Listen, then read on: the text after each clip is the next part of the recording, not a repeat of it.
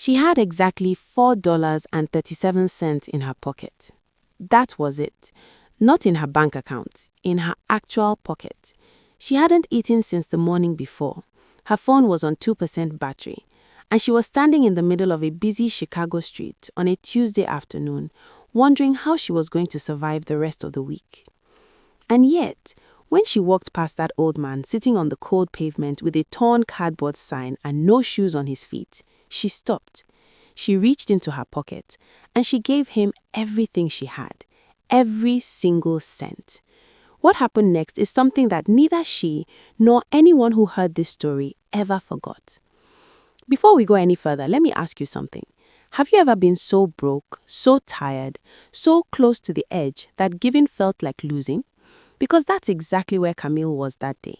And what she did in that moment, a moment no camera was supposed to catch, would change her life in ways she could never have imagined. Before we dive deeper, let us know in the comments where you're watching from. We'd love to hear from you. And if you're new here, click on the subscribe button so you never miss any of our upcoming videos. Camille Davenport was 34 years old, and she had not had an easy year. She had grown up in a working-class neighborhood on the south side of Chicago, the kind of neighborhood where people worked 2 jobs, not because they were ambitious, but because one job simply wasn't enough. Her mother had cleaned hotel rooms for 22 years. Her father had driven a delivery truck until his back gave out. They had raised Camille to be decent, to be hardworking, and above all, to be kind. Kindness is the only currency that never runs out, her mother used to tell her, pressing a warm hand against her cheek. Camille had held on to those words like a lifeline her entire life. She had gone to community college, studied accounting, landed a junior position in a mid-sized firm downtown, and for a while things had looked promising. She had an apartment, a used car that mostly ran, and a small savings account that she was quietly proud of. But then, in the span of just 8 months, everything she had carefully built began to fall apart. First, the firm downsized. Then, her car broke down beyond repair. Then, her landlord raised the rent by 40%. Then, her savings ran out.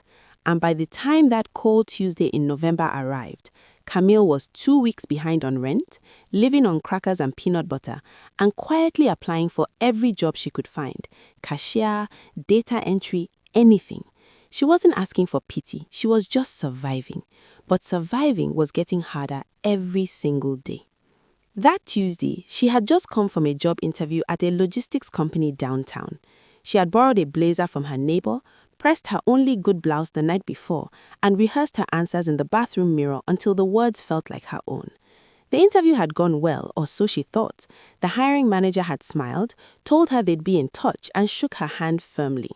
She had walked out of that building feeling something she hadn't felt in weeks: hope. It was small and fragile, like a candle in the wind, but it was there. She was walking to the bus stop when she saw him.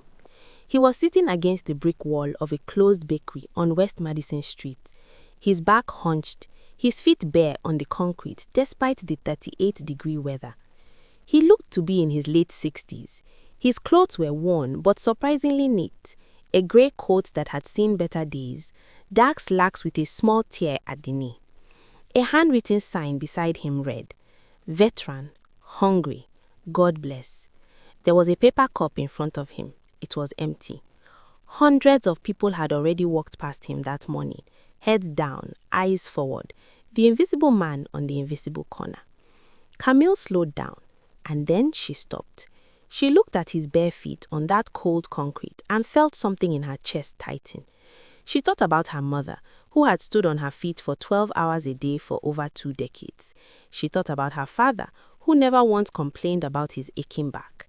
She thought about what it meant to be invisible when you needed to be seen. She reached into her pocket and her fingers found the $4 bills and the 37 cents she had left, the money she had planned to use for a bus fare and maybe a sandwich. She looked at it in her palm for a moment, and then she knelt down beside him and placed it gently in his cup. "I hope your day gets better, sir," she said softly. She wasn't performing it. She wasn't saying it for anyone to hear. She meant it the way you mean something when no one is watching. The old man looked up at her slowly. His eyes were sharp, sharper than she expected, dark brown, clear and deeply calm. He held her gaze for a long moment. "Yours will too," he said quietly. Just that, nothing more. Camille stood, offered a small smile, and walked to the bus stop. She didn't know she had just set something in motion that would take the rest of the story to explain. His name, at least the name most people knew, was Walter Gaines. But the full name on his driver's license, his company filings, and his net worth disclosure of approximately $4.2 billion was Walter Elliott Gaines III, chairman of Gaines Capital Group, one of the most quietly powerful men in American finance.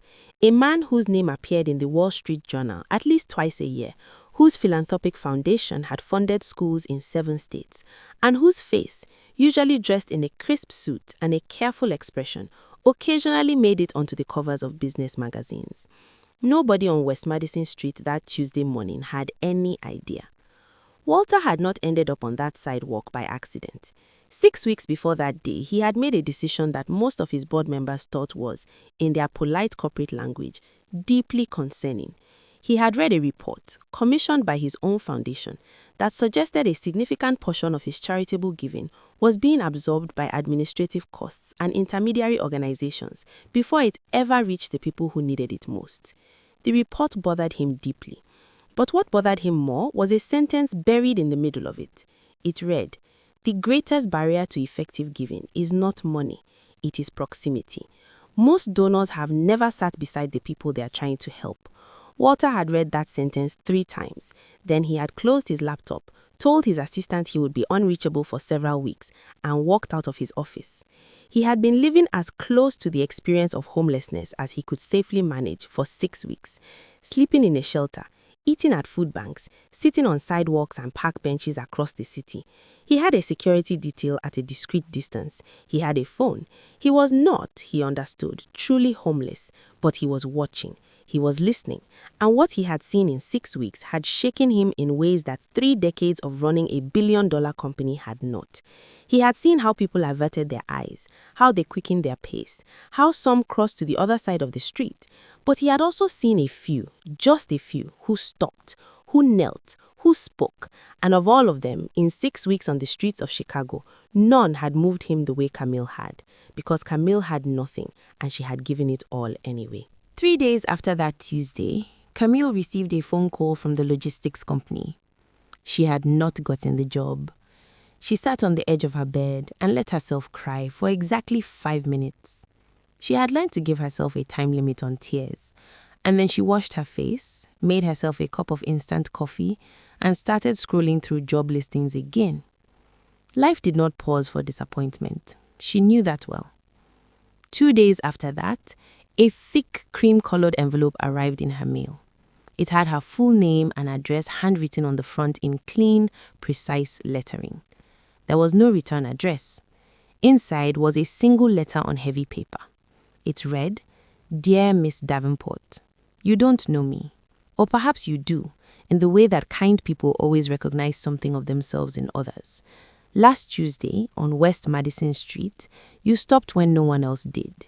You gave what you could not afford to give. I have spent most of my adult life writing checks and attending galas in the name of generosity. Last Tuesday, you reminded me what generosity actually looks like. I would like very much to meet with you if you are willing. Not to reward you, kindness is not a transaction, but because I believe the world needs more people like you in positions where they can actually change things. Please call the number below. My name is Walter Gaines." Camille read the letter twice. Then she looked it up, and for a long moment she simply sat very still, because the name Walter Gaines, once she searched it, produced image after image of a man in a sharp suit at conference tables and charity dinners, a man with a net worth that her brain could not quite process.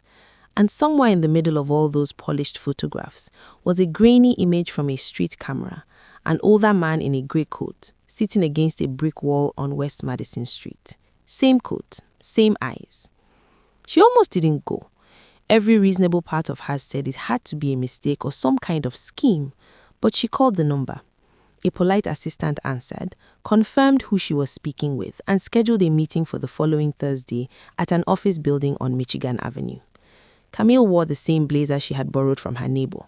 She pressed her blouse again the night before, She told herself she would stay calm. She was not calm. She was terrified and curious, and something else she couldn't quite name, something that felt like standing on the edge of something enormous without knowing what was below. Walter Gaines stood when she entered the room. He was wearing a suit now, and he looked every inch the man from the magazine photographs. But his eyes were exactly the same, dark brown, clear, deeply calm. He extended his hand. "Miss Davenport, thank you for coming." She shook it. "You were the man on the sidewalk," she said. She hadn't planned to lead with that, but there it was. He nodded slowly. "I was." "Why?" He gestured for her to sit. He sat across from her. And then Walter Gaines, a man who had given speeches to rooms full of senators and CEOs, took a moment before he answered. "Because I had forgotten what it felt like to need something, and I had forgotten what it looked like when someone gave without calculating the cost." The meeting lasted 2.5 hours. He told her about the report, about the 6 weeks, about what he had seen and what it had done to him. He asked about her, not about her resume, about her, about her parents, about what they had taught her, about what she believed in and what made her angry and what she thought was worth fighting for. Camille had not been asked those questions in a very long time. She answered them honestly. By the time she left that building, Walter Gaines had offered her a position, Director of Community Investment for the Gaines Foundation. Not an entry-level position, not a token gesture, a real seat at a real table overseeing the distribution of $40 million in annual grants to organizations working directly with underserved communities across the Midwest. Camille accepted. She went home that evening, sat down at her small kitchen table, and called her mother. "Mom," she said, "something happened." Her mother listened, and when Camille finished, there was a long pause on the line. And then her mother said, very quietly, "Baby, I told you, kindness is the only currency that never runs out."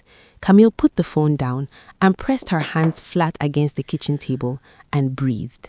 This was the same table she had sat at when she was eating crackers and applying for cashier jobs, the same apartment where she had cried into a time limit of 5 minutes, the same life, and yet, somehow, entirely different. Over the next 18 months, Camille restructured how the Gaines Foundation operated at the community level. She reduced administrative overhead significantly. She built direct partnerships with grassroots organizations that had been doing the work for years without adequate resources.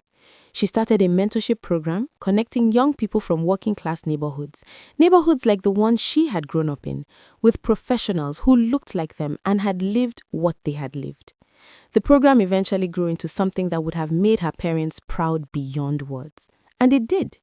Her father, whose back still ached, attended the first graduation ceremony and stood for the entire thing. Now, here is what you need to understand about this story, because it would be easy to watch it as a fairy tale. Girl gives money, rich man rewards her, everyone wins. But that is not the story. The story is something much older and much harder than that. Camille did not give Walter Gaines her last $4 because she thought it would come back to her. She gave it because she could not walk past a human being in the cold and pretend she hadn't seen him. That was the whole of it. No calculation, no strategy, just the refusal to be the person who looks away. And Walter Gaines, who had more money than most people can comprehend, had been sitting on sidewalks for 6 weeks watching people look away. Not because he wanted to find someone to reward, but because he had lost his own sense of what it meant to be human in a world that ran on numbers. He didn't need Camille's $4. He needed to see what she was, what she did. And in that moment of contact, her kneeling, him looking up, that brief and quiet exchange, something real passed between two people who had nothing in common except their shared humanity. That is the actual miracle. Not the job, not the $40 million, the moment on West Madison Street where a woman with nothing left chose to give it and a man who had everything was reminded of what everything was actually worth. So let me ask you something, and I want you to really sit with this. How many times have you walked past someone who needed you? Not because you were a bad person, but because you were tired or worried or in your own head, or you just told yourself it wasn't your problem. I have done it Most of us have. And the terrifying thing about this story is not that Camille got a happy ending, it's that she almost didn't stop either. She almost kept walking. She told Walter this at that first meeting, and he nodded. We all almost keep walking, he said. The question is, what makes one person stop? Think about what was in your pocket today. Think about what it would cost you, really cost you, to stop. And then think about what it might be worth to the person who needs you to. Because here is the truth this story keeps landing on. Generosity is not about what you have. It has never been about what you have. It is about what you are willing to part with when it is genuinely hard. And the universe, or fate, or God, or whatever word you use for the thing that keeps score, has a long memory for that kind of thing. Camille Davenport did not know that. She was not counting on it. She just had a mother who once pressed a warm hand to her cheek and told her that kindness was the only currency that never ran out. Turns out, her mother was right. She usually was. If this story moved you, I want to hear from you. Drop a comment below and tell me, would you have stopped? And if you are going through something hard right now, something that makes giving feel impossible, I want you to tell me that too. Because this story was made for you. You are not invisible. And sometimes, the moment you stop for someone else is the very moment your own life begins to turn. Stay kind, stay grounded, and we'll see you in the next one.